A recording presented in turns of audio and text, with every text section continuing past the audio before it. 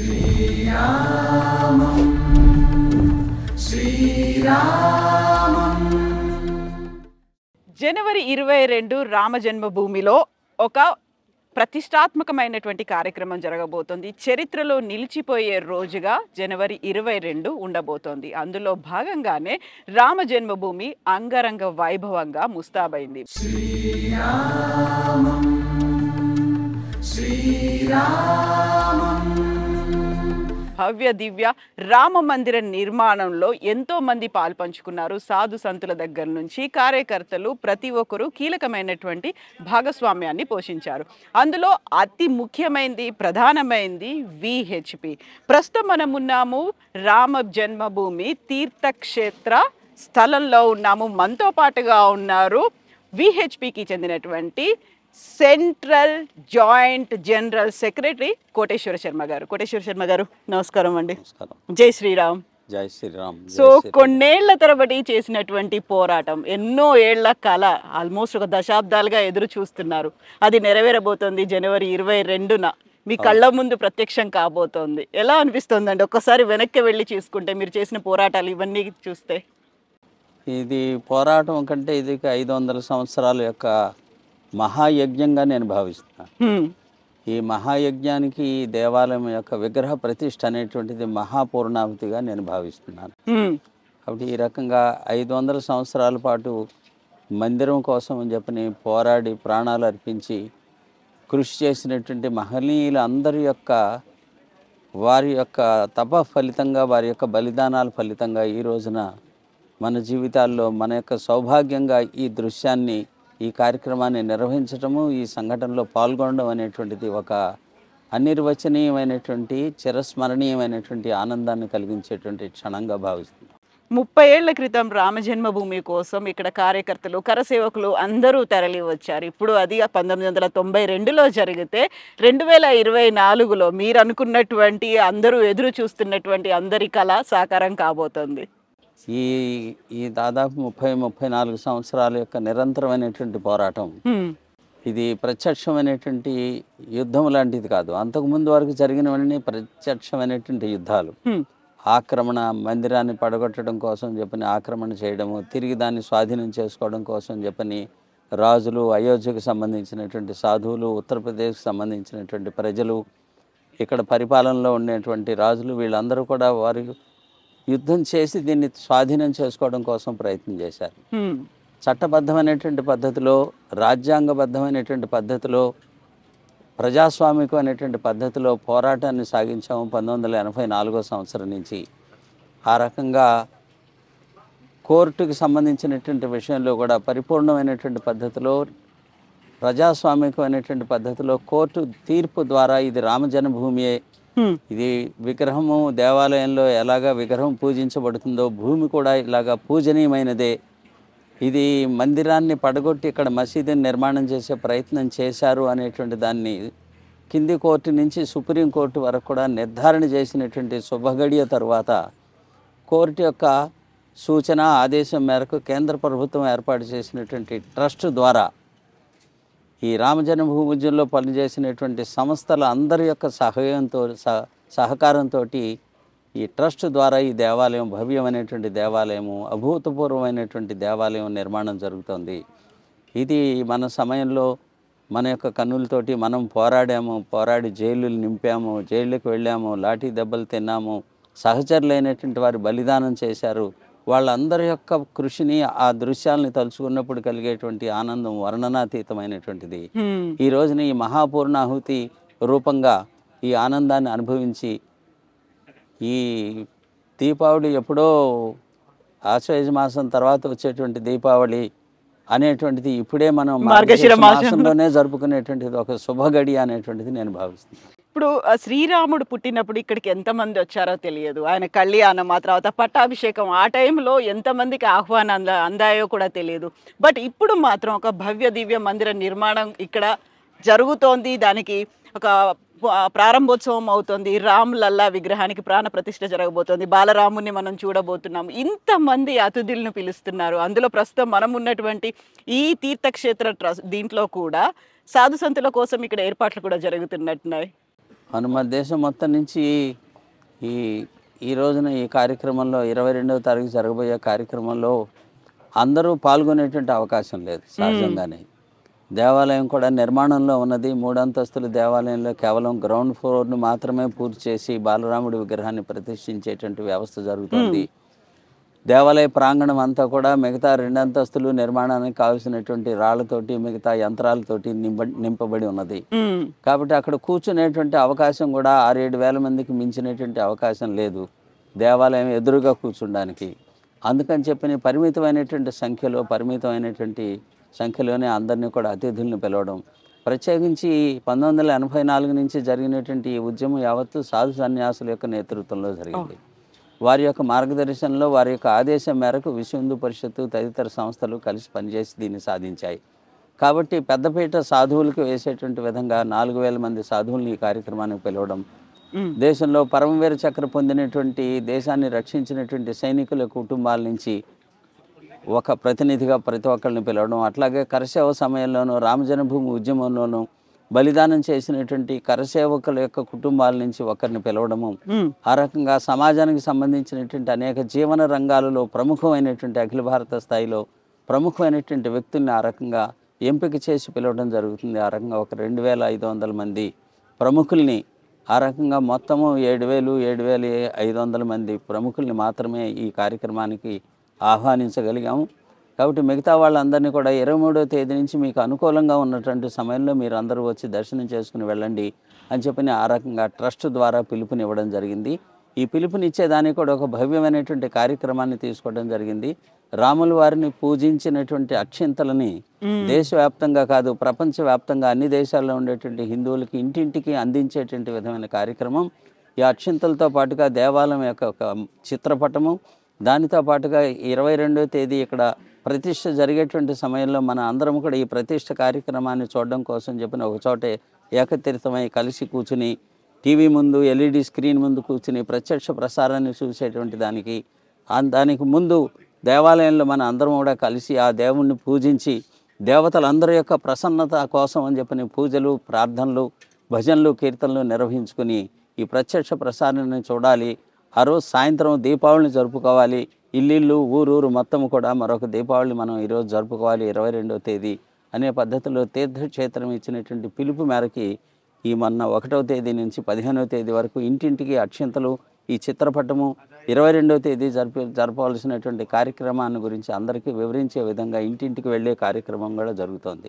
ఆ సమయంలో మీరు అందరూ కూడా సకుటుంబంగా మీకు అనుకూలమైనటువంటి సమయంలో మీరు వచ్చి రాముల వారిని దర్శనం చేసుకుని వెళ్ళండి అనేటువంటి పిలుపుని కూడా అందరికీ అందజేయడం జరుగుతుంది. విశ్వ హిందూ పరిషత్ భావనే విశ్వం అనే భావన. అయితే ఇక్కడ మనం రామ జన్మభూమికి సంబంధించి అందులోనూ మందిర నిర్మాణంలో పాలు పంచుకున్న తెలుగు వాళ్ళ గురించి మాట్లాడుకోవాలనుకుంటే మీరు ఒక తెలుగువారుగా ఇక్కడ ఉన్నారు. విశ్వ హిందూ పరిషత్ తరఫున ఒక కీలకమైనటువంటి రెస్పాన్సిబిలిటీ తీసుకున్నారు. అట్లాగే మందిరానికి సంబంధించి ప్రారంభ కార్యక్రమంలో కూడా, ప్రాణప్రతిష్ఠ కార్యక్రమంలో కూడా తెలుగు కనెక్షన్ అనేది చాలా ఎక్కువ కనిపిస్తుంది కదా.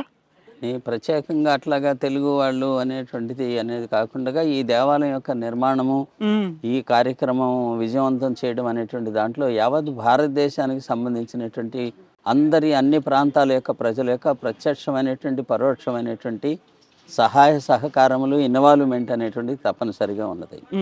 కాబట్టి ఆ రకంగా ప్రత్యేకంగా కేవలం తెలుగు వాళ్ళది ప్రధానమైనటువంటిది అట్లేం లేదు. ప్రతి ఒక్క ప్రాంతానికి సంబంధించిన వాళ్ళు వాళ్ళ యొక్క పాత్రను పోషించారు.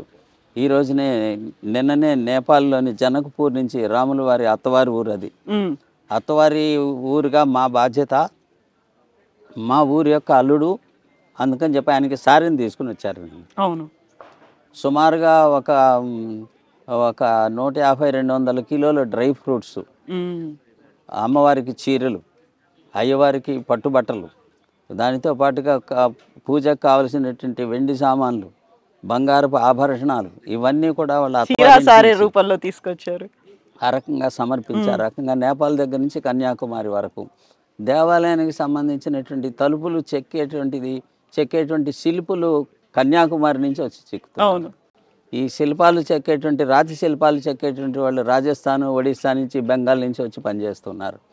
అట్లాగే ఇక్కడ కావలసినటువంటి ప్రతిష్ట రోజున వచ్చేటువంటి అతిథులందరికీ తేనీరు ఇవ్వడం కోసం చెప్పి అస్సాం నుంచి వాళ్ళు తేయాకును పంపించారు, టీ పొడిని పంపించారు అస్సాం ప్రజలు. మేఘాలయ నుంచి అల్లం వచ్చింది, టన్నుల రూపంలో వచ్చింది.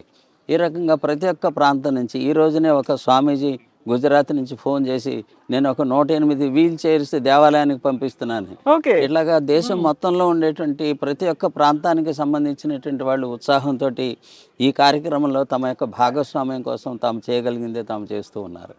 ఆ రకంగా జోధ్పూర్ నుంచి ఒక ఆశ్రమానికి సంబంధించినటువంటి గోశాల నుంచి వాళ్ళు దాదాపుగా 20 టన్నుల యొక్క స్వచ్ఛమైనటువంటి ఆవు నెయ్యి తీసుకుని వచ్చారు ఎడ్ల బండి మీద. 5 బండ్లు కట్టుకుని బండ్లతోటి ఇక్కడికి తీసుకొచ్చి రాముల వారికి సమర్పించి వెళ్ళారు. ఈ రకంగా అనేక మంది ప్రతి ఒక్క ప్రాంతం నుంచి వాళ్ళు పంపించగలిగింది. ఛత్తీస్గఢ్ కౌశల్యాదేవి వారి యొక్క జన్మస్థలం ఛత్తీస్గఢ్, అమ్మమ్మ వారి తరఫు నుంచి 300 టన్నుల యొక్క బియ్యం ఛత్తీస్గఢ్ నుంచి. ఇట్లాగా ఒక తెలుగు అనేటువంటిది కాదు, ఇక్కడ విశ్వ హిందూ పరిషత్తులోను లేకపోతే ఈ కార్యక్రమంలోను సంస్థల్లోనూ పనిచేస్తున్నటువంటి కార్యకర్తలుగా మేము ఇక్కడ ఉండవచ్చును. కానీ దేశానికి సంబంధించినటువంటి అన్ని ప్రాంతాల కార్యకర్తలు ఇక్కడ ప్రముఖమైనటువంటి స్థాయిలోనే పనిచేస్తున్నారు. అట్లాగే యావత్తు భారతదేశము, యావత్తు హిందూ సమాజము యొక్క పూర్తి ఇన్వాల్వ్మెంట్ ద్వారానే మహోత్సాహంగా నిన్న ఒక వీడియో చూశాను, ఆంధ్రప్రదేశ్ నుంచి వచ్చింది. అక్షింతలు ఇవ్వడానికి ఇంటికి వెళితే కాళ్ళు కడిగి నీళ్లు చల్లుకుని పూలదండ వేసి ఆరతి ఇచ్చి ఆ తర్వాత అక్షింతలు తీసుకున్నారు. ఈ రకమైనటువంటి మహోత్సాహము రాముల వారి పట్ల భక్తి అనేటువంటిది ప్రపంచవ్యాప్తంగా హిందువుల్లో ఉన్నది. కాబట్టి వారందరి యొక్క మానసికమైనటువంటి సంకల్పము ప్రత్యక్షంగా వారు పాల్గొనలేకపోయినప్పటికీ కూడా వారి యొక్క సంకల్పం కారణంగా ఈ 500 సంవత్సరాల విజయాన్ని పొందాం. కాబట్టి యావత్తు సమాజం యొక్క సంపూర్ణమైనటువంటి యొక్క ఇన్వాల్వ్మెంట్ అనేటువంటిది ఈ కార్యక్రమంలో ఉన్నది. సో మీరు అన్నట్టుగా సంకల్ప సిద్ధి, ఒక చిత్తశుద్ధి ఉంటే సంకల్పం అనేది సిద్ధిస్తుంది అనేది 500 ఏళ్లుగా ఎదురు చూస్తున్నది. ఇప్పుడు రామ్ లల్లా ప్రాణ ప్రతిష్ఠ జరగబోతోంది జనవరి 22న. దీంతో పాటుగా మిగతా అన్ని దేవాలయాలకు సంబంధించి మళ్ళీ వాటిని పునరుద్ధరించడం, లేకుంటే సరికొత్తగా మందిరాలు కట్టడం, ఇవన్నిటికీ ఇంకా ఎంత టైం పడుతుందండి? భారతదేశం హిందూ సమాజానికి సంబంధించినటువంటి ఒక ప్రత్యేకత ఇది. ప్రపంచంలో భారతదేశం లాంటి హిందూ సమాజం లాంటి సమాజం మరొక సమాజం లేదు. గ్రేట్ రోమన్ ఎంపైర్, ఆ తర్వాత గ్రీక్ ఎంపైర్, పర్షియన్ ఎంపైర్, ఇవన్నీ కూడా ఒకే ఒక ఆక్రమణలో కొద్ది సంవత్సరాల పోరాటంలో అంతరించిపోయినాయి. కానీ 700-800 సంవత్సరాల పాటు నిరంతర పోరాటాన్ని సాగిస్తూ తమ యొక్క అస్తిత్వాన్ని నిలబెట్టుకున్నటువంటి ఏకైక జాతి ప్రపంచంలో భారత జాతి. కాబట్టి 500 సంవత్సరాలు నిరంతరమైనటువంటి పోరాటం ద్వారా కేవలం స్వతంత్రం మాత్రమే కాదు, రామజన్మభూమిని కూడా సంపాదించుకోగలిగినటువంటి జాతి ఇది. కాబట్టి ఈ ప్రత్యేకతలు ఉన్నటువంటి కారణం చేత ఈ దేశం యొక్క ప్రత్యేకత లేదే, ఇది ఒక విచిత్రమైనటువంటి దేశం. పోరాటాన్ని ఎప్పుడూ వదిలిపెట్టదు విజయాన్ని సాధించేంత వరకు. ఈ రకమైనటువంటిది ఈ గడ్డ, ఇక్కడ ఉండేటువంటి వాయువు, ఇక్కడ జలంలో ఉన్నటువంటిది ఒక ప్రత్యేకత.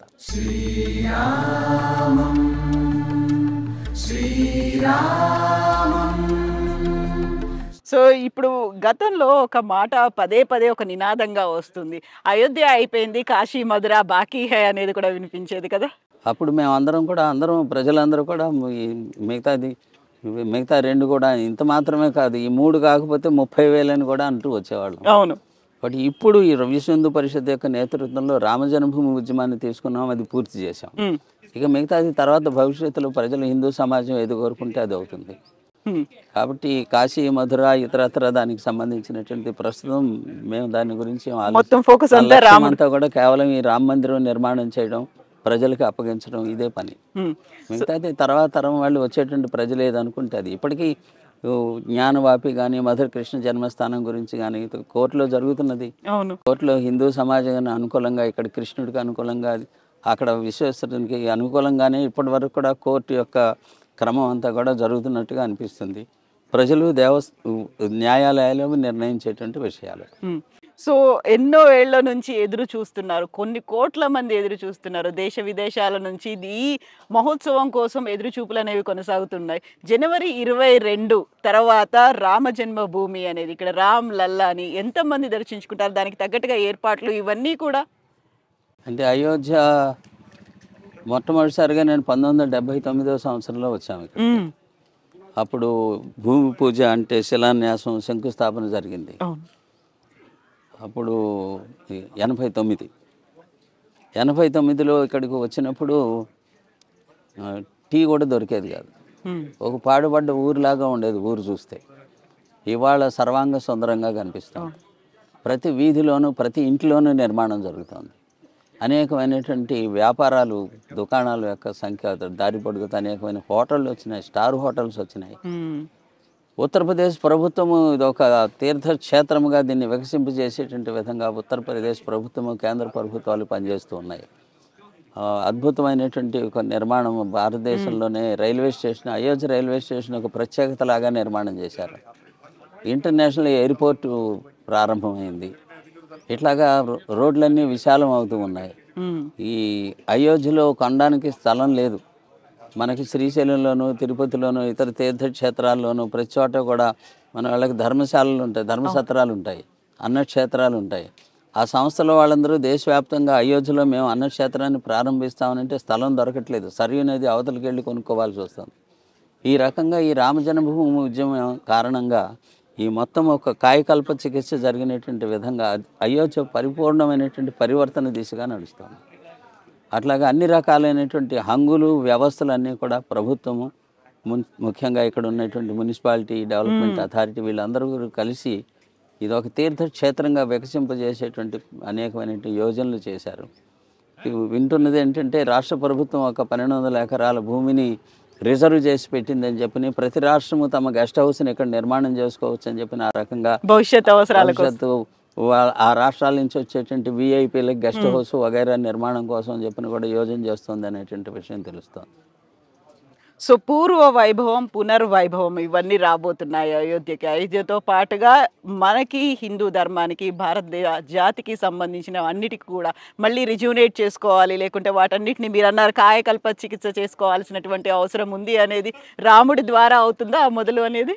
తప్పనిసరిగానే అయోధ్య రామజన్మభూమి మందిర నిర్మాణం అనేటువంటి రామరాజ్యానికి ఇది రహదారిని నిర్మించేటువంటి సింహద్వారంగా అశోక్ సింఘల్ గారు ఎప్పుడో చెప్పారు. ఇప్పుడు కూడా అది వాస్తవం అవుతున్నది అనేటువంటిది అనుభవంలోకి వస్తాం. ఎస్ అండి, thank you so much Koteswara Sharma గారు. జై శ్రీరామ్. జై శ్రీరామ్. జై శ్రీరామ్. జై శ్రీరామ్ అండి. శ్రీరామం